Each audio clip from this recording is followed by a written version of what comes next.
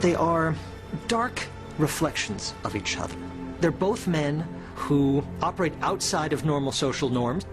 They're both highly talented, highly gifted at what they do.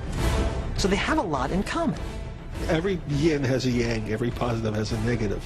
Batman is sane and logical, uses his mind to solve problems and solve crimes, and the Joker is a complete raving lunatic.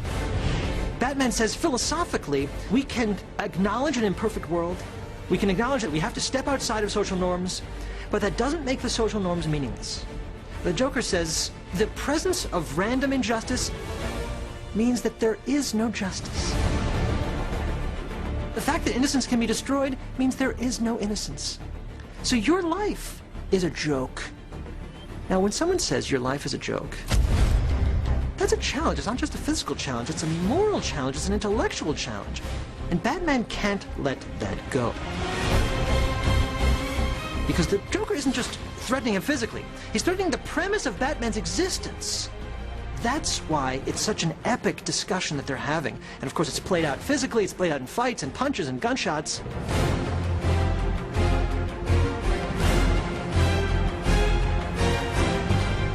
Ultimately, it's a philosophical conflict, and not one that's easily resolved. The Joker wants to see that everybody has a price, that nobody is pure, and that even Batman can be bought or can be leveraged in such a way that he would compromise his principles. I think the American people are hungry for something different and can be mobilized around big changes, not incremental changes, not small changes. Advisors are working overtime on a massive government spending plan that gets bigger by the day. There's going to be real significant investment, whether it's 600 billion or more or 700 billion.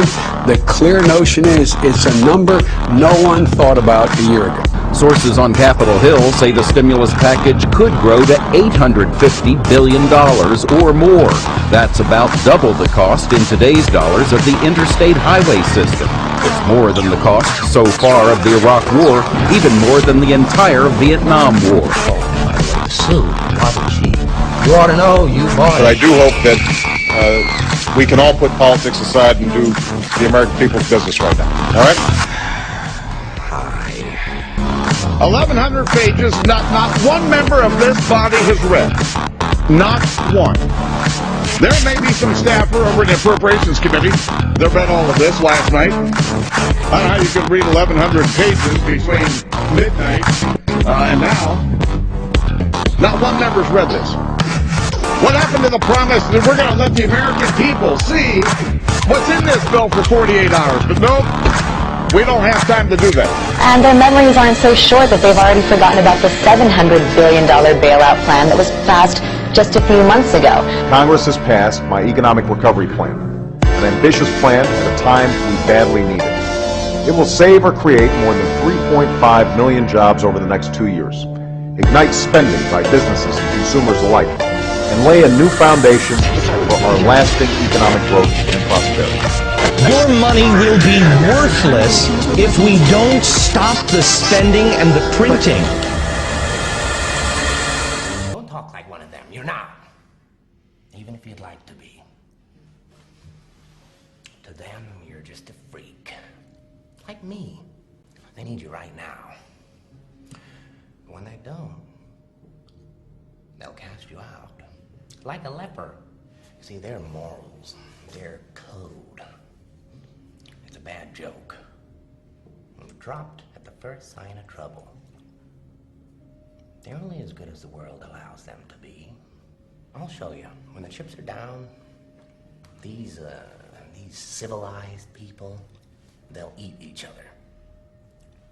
See, I'm not a monster. I'm just ahead of the curve. You're going to see crime levels in America that are going to rival that of a third world country. Welcome Mexico City. You're going to start seeing people being kidnapped in this country like they do in other underdeveloping nations. So it's going to be very violent in America. You're not exaggerating. I'm not exaggerating. The facts are there. They have a saying. When people lose everything, and they have nothing to lose, they lose it. Introduce a little anarchy. Upset the established order, and everything becomes chaos. I'm an agent of chaos. Oh, and you know the thing about chaos? It's bare